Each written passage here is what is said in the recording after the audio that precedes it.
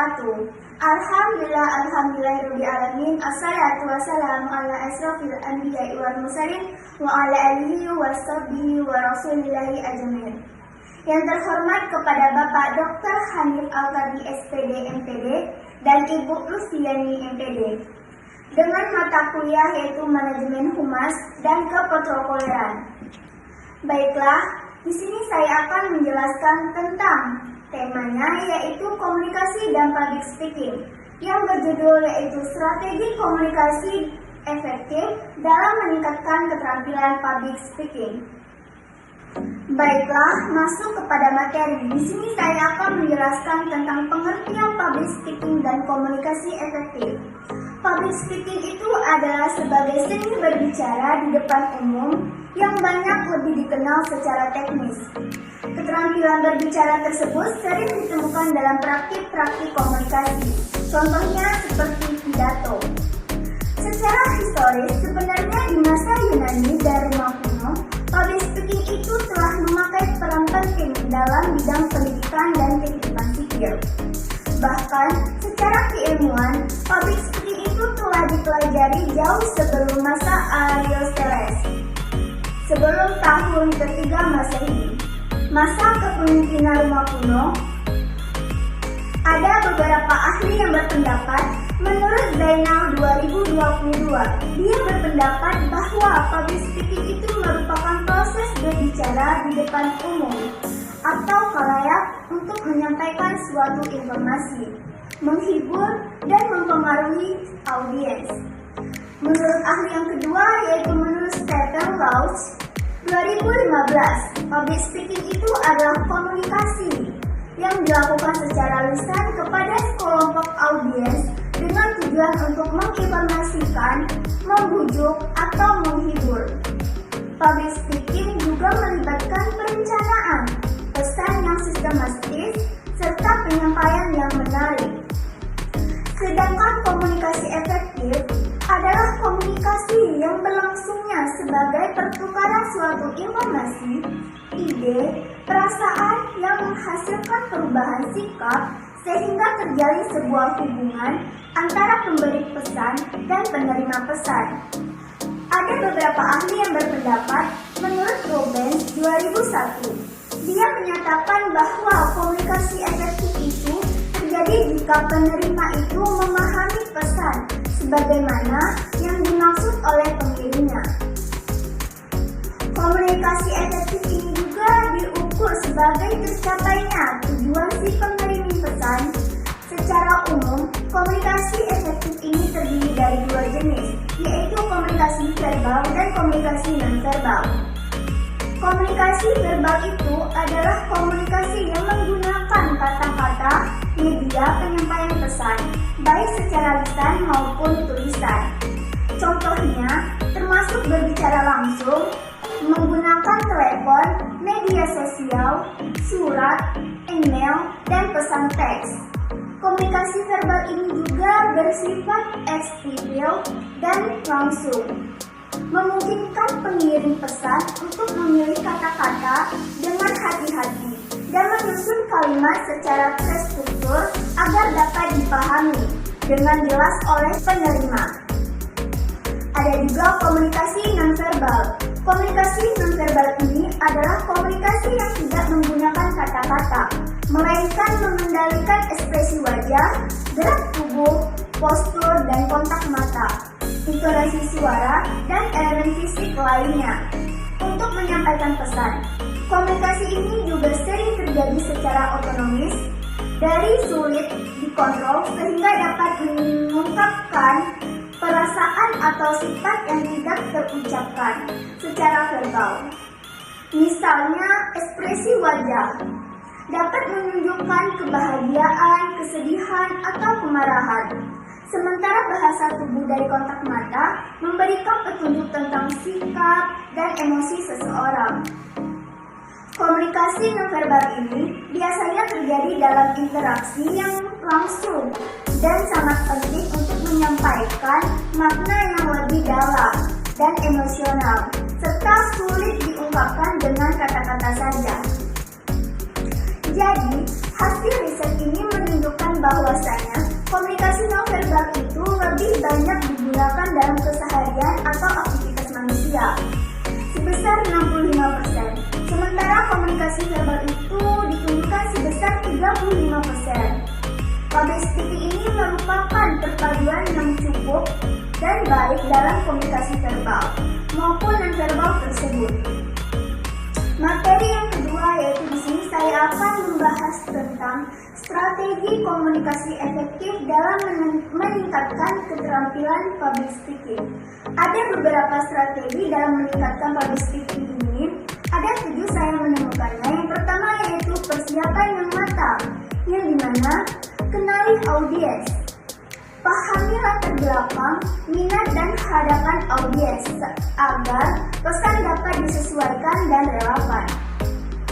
Selanjutnya yaitu kenali topik, yang dimana kuasai materi dengan baik, termasuk detail, poin-poin utama, dan contoh-contoh yang relevan.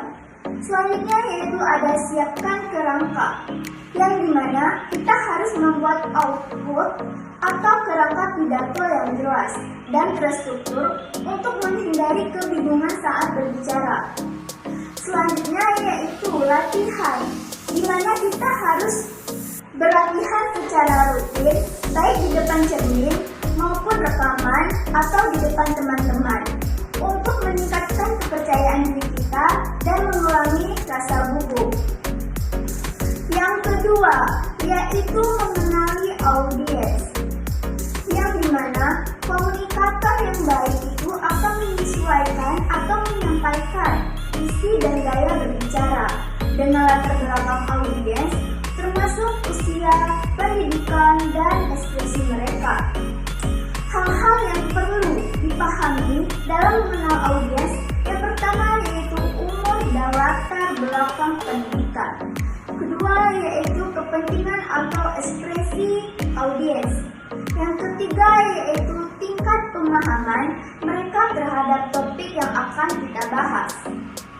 Yang ketiga yaitu menggunakan bahasa yang mudah dipahami, yang dimana gunakan bahasa yang sesuai dengan konteks dan kemampuan audiens, yang dimana kita itu harus menghindari penggunaan istilah teknis yang tidak bisa dijelaskan, kalimat pendek dan langsung akan lebih mudah untuk diterima oleh audiens, dan harus menyesuaikan di mana tempat atau keadaan kita berbicara di depan umum, supaya kita harus menggunakan bahasa yang mudah dipahami oleh audiens. Yang keempat yaitu ada bahasa tubuh dan kontak mata, yang dimana menurut Nelson Bina 1971 dia mengungkapkan bahwa dalam komunikasi tatap muka 55% itu berasal dari bahasa tubuh, sedangkan 38% itu dari suara, dan hanya 7% dari kata-kata. Oleh karena itu, kontak mata, ekspresi wajah, postur, dan gerakan tangan sangat penting. Yang kelima yaitu ada latihan dan evaluasi diri, yang dimana seseorang yang ingin meningkatkan keterampilan public speaking perlu berlatih secara konsisten. Ada beberapa tahap-tahapnya. Yang pertama yaitu latihan di depan cermin, yang dimana berbicara di depan cermin itu membantu membangun rasa percaya diri kita dengan membiasakan diri untuk melihat ekspresi, mimik dan gestur tubuh yang seolah-olah sedang berbicara di depan umum atau di depan audiens.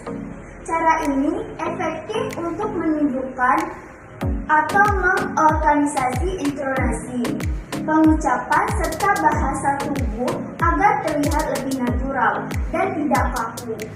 Namun, latihan ini juga memiliki keterbatasan karena hanya melihat dari diri sendiri tanpa mendapatkan umpan balik dari orang lain.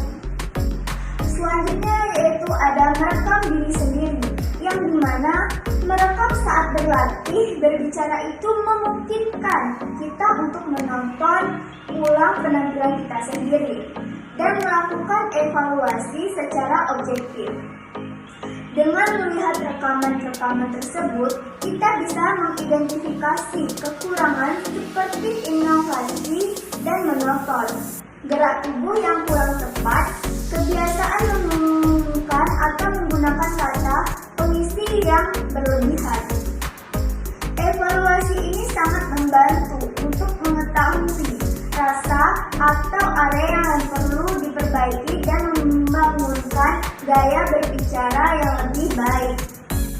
Selanjutnya yaitu mencari masukan dari mentor atau teman kita, yang dimana kita itu harus berlatih di depan teman, keluarga, atau mentor untuk memberikan kesempatan untuk mendapatkan kritik dan sarannya yang lebih efektif dan konstruktif. Umpan balik dari orang lain itu sangat berguna untuk mengetahui aspek yang untuk memungkinkan kita tidak sadar sendiri, seperti gestur yang kurang tepat, cara menyampaikan yang kurang menarik, atau isi pesan yang perlu diperjelas. Selain itu, latihan di depan orang lain ini juga membantu membiasakan diri kita untuk berbicara di hadapan audiens nyata sehingga meningkatkan kepercayaan diri kita. Yang keenam yaitu ada penguasaan intonasi, tempo, dan volume suara. Yang dimana variasi suara ini membantu menjaga perhatian audiens. Hindari berbicara dengan monoton karena akan membuat audiens akan menjadi bosan.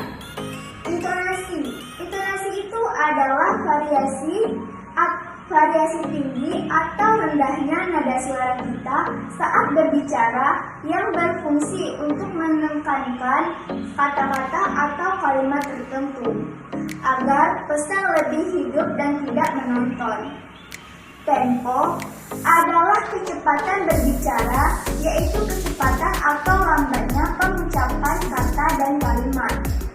Tempo yang terlalu cepat itu dapat membantu audiens kesulitan untuk memahami, sedangkan tempo yang terlalu lambat itu bisa membantu audiens menjadi lebih bosan. Dan volume suara adalah tingkat keras atau pelannya suara yang digunakan saat berbicara.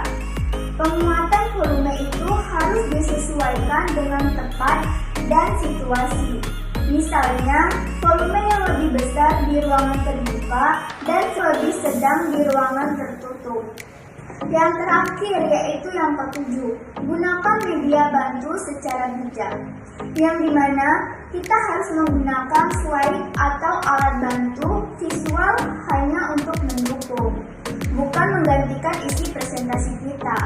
Gunakan desain yang bersih dan tidak terlalu ramai. Media bantu seperti slide, alat visual, video, atau grafik sangat membantu dalam menjelaskan, memperkuat pesan saat presentasi. Namun, penggunaannya itu harus bijak pula, agar tidak mengganggu fokus audiens atau malah menggantikan isi pembicaraan. Materi selanjutnya yaitu ada beberapa menurut ahli yang mengungkapkan tentang strategi komunikasi efektif dalam meningkatkan keterampilan public speaking. Ahli yang pertama yaitu menurut Kaulis 1962, dia mengungkapkan bahwa strategi komunikasi yang efektif untuk public speaking itu meliputi yang pertama yaitu kejujuran dan ketulusan, yang dimana berbicara dari hati yang menyentuh audiens. Yang kedua yaitu berbicara tentang hal yang dikuasai, yang dimana kita itu harus meningkatkan kepercayaan diri dan memperkuat kredibilitas. Selanjutnya yaitu berbicara dengan semangat, yang dimana intonasi dan ekspresi ini menunjukkan keterlibatan berbicara terhadap topik. Yang kedua, dalam buku The Art of Public Speaking 2015. Lukas menekankan bahwa strategi komunikasi efektif dalam public speaking ini yang mencakup pertama yaitu organisasi materi, yang dimana pembukaan, isi, dan penutup yang jelas membantu pesan yang lebih mudah dipahami.